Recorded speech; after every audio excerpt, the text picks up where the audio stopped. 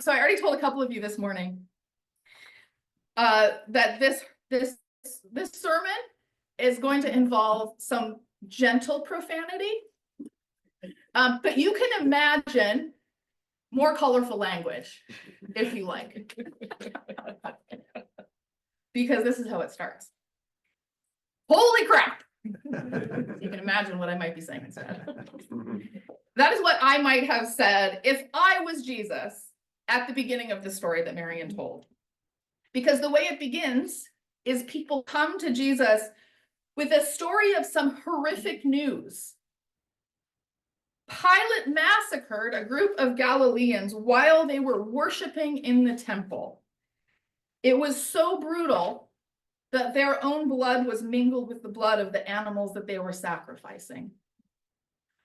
Holy crap, is how I might have responded at hearing that news. It's unclear, by the way, whether this is actually a historic thing that happened, but based on Pilate's practices of policing and oversight that are recorded, it seems very possible that this kind of thing could have happened. For example, there were a group of Samaritans that were massacred while they were on a pilgrimage to Mount Gerizim. So that's one example that is recorded. But Jesus didn't say, holy crap. He told a parable. He said, a man planted a fig tree in his vineyard, and he came looking for fruit on it and found none. So he said to the gardener, see here, for 3 years I have come looking for fruit on this fig tree, and still I find none. Cut it down, as Kate might say. Yes. Why should it be wasting soil? He replied, sir, let it alone for 1 more year until I dig around it and put manure on it. If it bears fruit next year, well and good. If not, you can cut it down. And I'm like, huh, Kate? What? Why? And we know Jesus should have been angry. Instead of telling this gentle parable about a gardener and a tree, Jesus should have been outraged. This injustice, we know Jesus can get mad when something unjust is happening, or at least he could have expressed some astonishment, maybe ranting against the occupation, against the government. Pilate has just killed many of his neighbors. Pilate sent a raid into a holy place, a place of sanctuary where the people were the most vulnerable, where they least expected something. They were at worship, and instead they experienced massacre and death. And then Jesus makes another connection. He says, what about those 18 people who were killed when the Tower of Siloam fell on them? Do you think they were more guilty of wrongdoing than anyone else who lives in Jerusalem? I tell you, change your hearts and minds, or you too will die as they did. So I'm thinking about what is Jesus doing here? And I thought of the times when I have gotten into a conversation with someone, maybe you have had this experience, where I've shared some inflammatory piece of news, a thing that a political leader did, don't have to name any names, an outrageous piece of news, because I know that the person I tell, we can just both do like ranting and fist shaking, and we can just like lame and be angry, and it feels good to do some name calling and maybe share some expletives. And I don't know for sure if that's what the people are coming to Jesus with when they come and share this piece of news about Pilate's terrible behavior. But if that's what they're doing, Jesus is not taking the bait. He's turning the story back around at the people who've come toward him.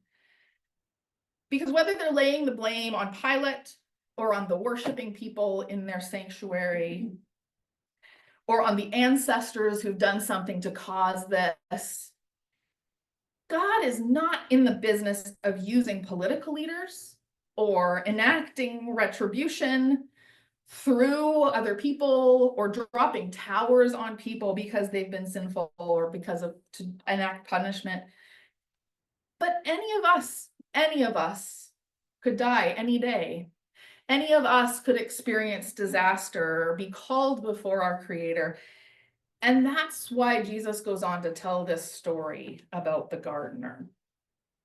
He takes this inflammatory thing this holy crap moment to like, holy crap, holy manure. It's almost in the same breath, Jesus is demanding repentance and change from his bewildered audience, and also offering them reprieve and nurture and good soil. It's an invitation that Jesus is offering into a way of fruitfulness and saying, this is a way that is good, and it's hard, but it's not lonely.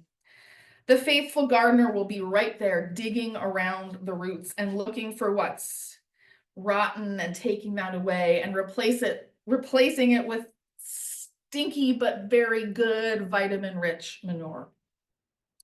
And this isn't the only loving and tender image that Jesus offers in this time of conversation. Just a few verses later, Jesus is also responding to threat and warning, people coming to him again with news of death and like, be careful. And someone's out to get you. The Pharisees are bringing this threat of death to Jesus, saying, watch out, Herod's going to get you. They want him out of there. Herod has it out for you. And again, Jesus is not taking bait. Jesus says, I am going to take the time that I need to do healing and to offer care. He sort of like gives them a schedule for the next 3 days. This is what I'm going to be doing. He does not get anxious. He does not offer return threat. He says, my work is a ministry of healing and of care. And he says to them, I am a hen longing to gather chicks under me, longing to offer comfort and healing. Now, I do not have a ton of experience with chickens. Do any of you have chickens? Plenty of people in Seattle do have backyard chickens, including my neighbor across the street. So we enjoy poking green things through the coop to feed them. But those are not chickens that will ever gather chicks to them. They just lay the eggs and those eggs get taken away. I'm a little jealous of my neighbor who has eggs right now, actually. But I'm going to talk about, actually, I did not write this down, but I'm going to make a recommendation of a bird Instagram to follow. And they're also on YouTube, the Big Bear Valley Eagle Cam. We've been watching the eagles. For years. There's finally eaglets. One died. I know. But it is so touching to watch these two eagle parents care for their little baby eagles. And you think of eagles obviously as being fierce and like they're predators. But watching the way these eagles through snowstorms are protecting the baby chicks underneath them. I mean, I have been really enjoying seeing that as I like dwell on this image of Jesus tenderly caring for. That was the first thing I thought of when you said that. Right. The chicks. I was also thinking about when Naomi was just a toddler, we would go for walks. We lived in Lake City and we would go to the Meadowbrook pond. And there's so much wildlife there, just in that small space. But spring was the best because there were baby ducks.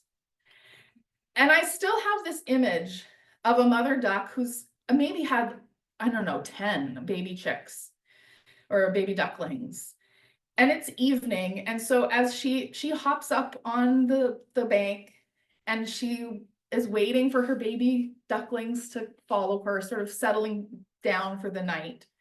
And she's just like this insistent quacking, quack, quack, like not loud, but insistently. And one by one, the ducklings just hop up on the bank and they like snuggle up underneath.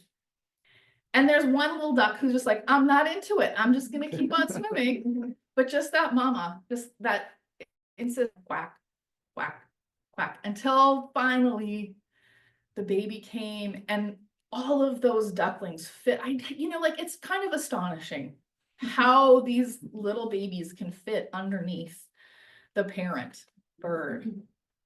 And at that time, I hadn't when I first saw that, I don't know, 15 years ago now.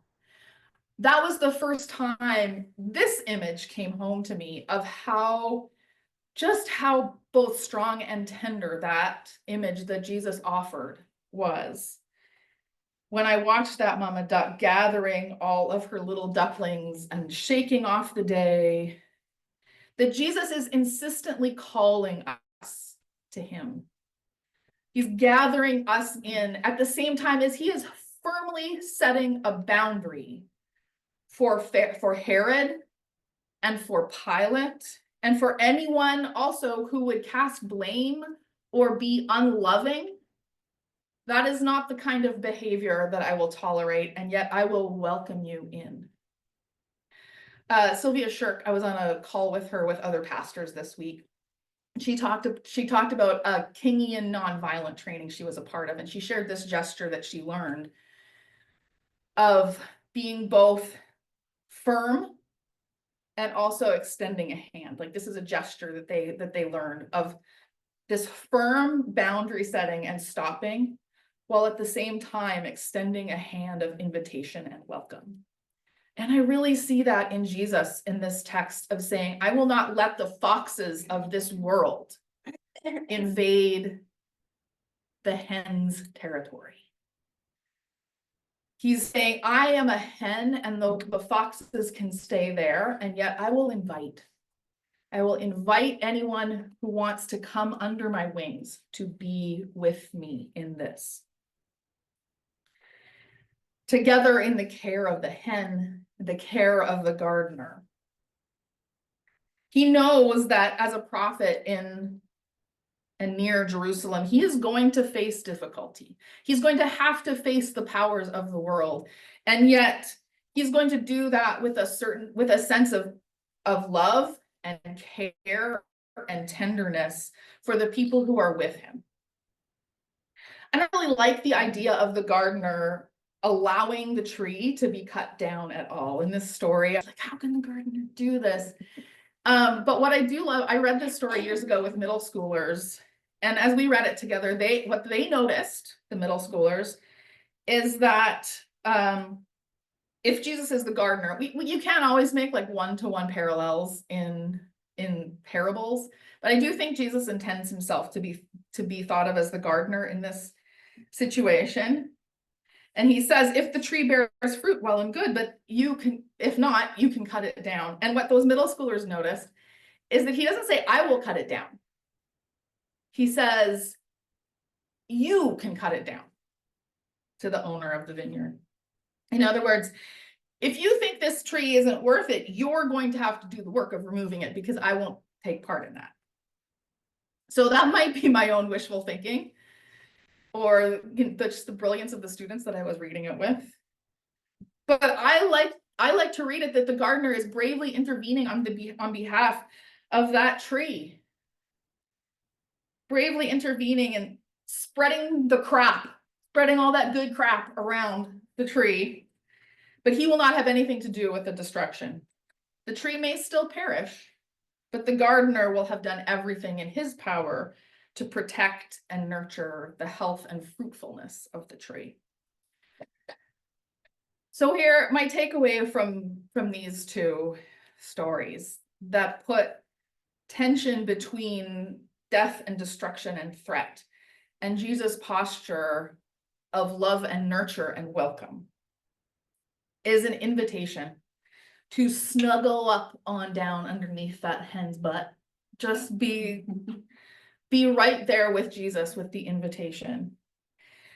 And just let the crap that falls on you be holy crap. That Jesus is there to nurture and tend us, that there will be hard days, that we will need to face danger and difficulty and threat, and Jesus knows it too. But the invitation is turn toward the gardener, turn toward the hen, and let yourself be loved. Amen.